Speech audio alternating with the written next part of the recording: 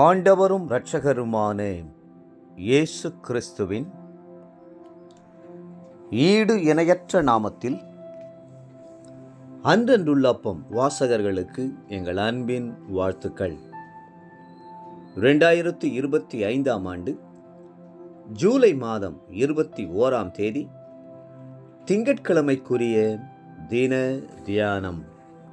இன்றைய தலைப்பு உதவும் வழி. அப்போஸ்தல நடபடிகள் 12:5 சொல்லுகிறது, அப்படியே பேதுரு சிறைச்சாலையிலே காக்கப்பட்டிருக்கையில் சபையார் அவனுக்காக தேவனை நோக்கி ஊக்கத்தோடே ஜெபம் பண்ணினார்கள்.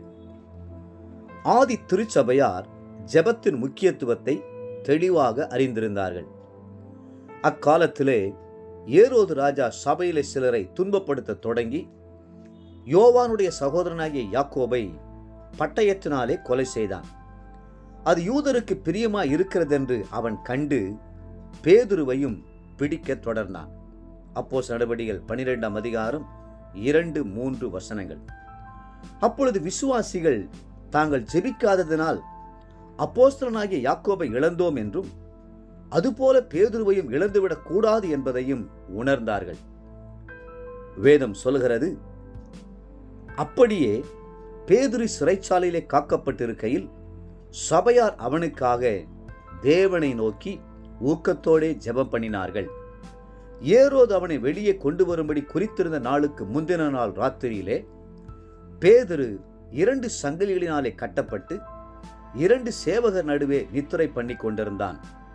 காவற்காரரும் கதவுக்கு முன்னிருந்து சிறைச்சாலையை காத்து கொண்டிருந்தார்கள். அப்பொழுது கர்த்தருடைய தூதன் அங்கே வந்து நின்றான். அறையிலே வெளிச்சம் பிரகாசித்தது. அவன் பேதுருவை விலாவிலே தட்டி, சீக்கிரமாய் எழுந்திரு என்று அவனை எழுப்பினான்.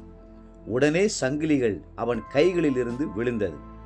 தூதன் அவனை நோக்கி, உன் அறையை கட்டி உன் பாதரட்சைகளை தொடுத்துக்கொள் என்றான். அவன் அந்தப்படியே செய்தான். தூதன் பின்னும் அவனை நோக்கி, உன் வஸ்திரத்தை போர்த்து கொண்டு என் பின்னே வா என்றான். அப்போஸ்தல நடபடிகள் 12 அதிகாரம் 5-8 வசனம் முடிய. அந்தப்படியே அவன் புறப்பட்டு அவனுக்கு பின் சென்றதாக வேதத்தில் வாசிக்கிறோம். பேதுரு சிறைச்சாலையில் இருந்தபோது விசுவாசிகள் எல்லாரும் ஊக்கமாய் ஜெபம் பண்ணினார்கள். அந்த ஊக்கமான ஜெபம் தேவ தூதனை கீழே இறங்க பண்ணிற்று. சிறைச்சாலையை அசைத்தது. பேதுருவை விடுதலையாக்கி வெளியே கொண்டு வந்தது. ஒரு முறை ஒரு அருமையான சகோதரி, என் பிள்ளைகள் பரீட்சைக்கு போகும்போது அவர்கள் பரீட்சை எழுத ஆரம்பிக்கும் நேரத்தில் நான் முழங்கால் படியிடுவேன். அவர்கள் பரீட்சை எழுதி முடியும் நேரம் வரையிலும் முழங்காலிலேயே நின்று அவர்களுக்காக ஜெபித்து கொண்டிருப்பேன் என்று சொன்னார். ஆம், பரீட்சை எழுதும் பிள்ளைகளோடு நாம் பரீட்சை அறைக்குள் செல்ல முடியாது, அருகிலிருந்து உற்சாகப்படுத்த முடியாது. ஆனால் முழங்கால் படியிட்டு ஜெபிப்போமானால் நாம் நம்முடைய ஆவியில் அவர்களோடு கூட இருக்கிறோம். கர்த்தர் அவர்களுக்கு ஞானத்தை தரும்படி ஜெபிக்கிறதுனால் தேவ ஞானத்தை அவர்கள் பெறச் செய்கிறோம். அவர்களை வெற்றி சிறக்க பண்ணுகிறோம்.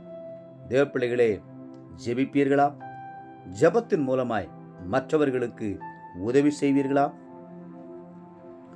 இன்றைய நினைவிற்கு யாக்கோபு 5:17. எலியா என்பவன் நம்மைப் போல பாடுள்ள மனுஷனாயிருந்தும் மழை பெய்யாதபடிக்கு கருத்தாய் ஜெபம் பண்ணினான். அப்பொழுது 3 வருஷமும் 6 மாதமும் பூமியின் மேல் மழை பெய்யவில்லை. இன்றைய வேத வாசிப்பு காலை சங்கீதம் 29 மற்றும் 30 சங்கீதங்கள்.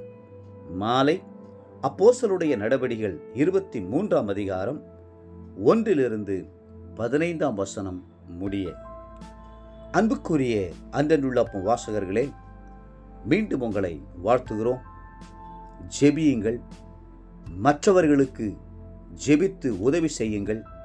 கர்த்தர் தாமே உங்களை ஆசீர்வதித்து மென்மேலும் உயர்த்துவாராக. ஆமென்.